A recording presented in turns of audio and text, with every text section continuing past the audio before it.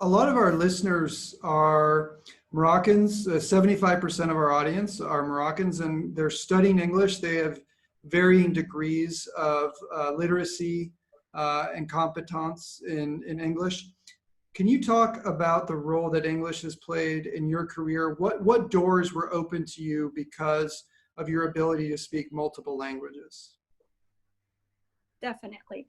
I mean, I'm a big advocate for English. And I mean, let's face it, it's the language of the world now. It's the language of the future, language of technology.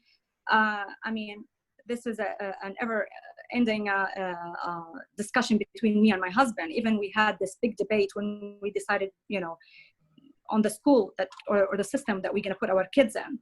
And I insisted on the English or the American regardless, because I knew this is what they will need for their future. But it did literally open doors for me. When I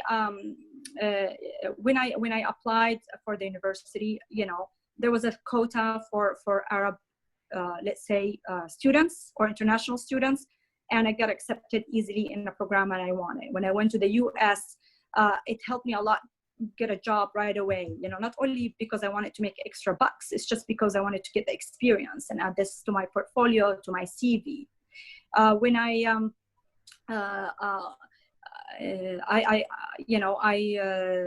met various people in a plane, airport. I was sitting, next to interesting people in these places. I was able to start a conversation, get to know them.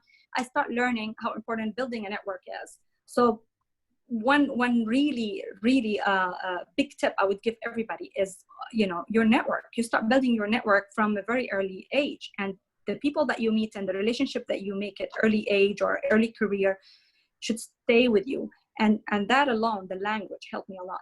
I remember as being a teenager, going with my dad in the car from school back to home, and I would see tourists, in the street.